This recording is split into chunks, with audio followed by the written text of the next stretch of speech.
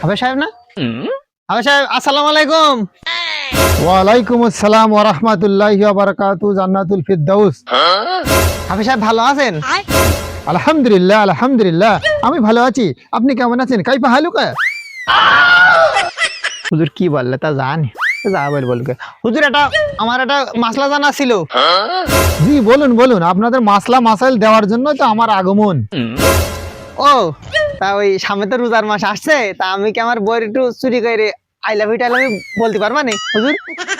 জি, আপনি অবশ্যই মহব্বত করে স্ত্রীকে আই লাভ ইউ বলতে পারবেন। এটা রোজার মাস হোক বা অন্য মাস হোক, তাতে রোজা ভঙ্গ হবে না। তা তো বুঝলাম, কিন্তু ওই রোজার মাসে রোজা থেকে মিথ্যে কথা বলা কি ঠিক হবে হুজুর?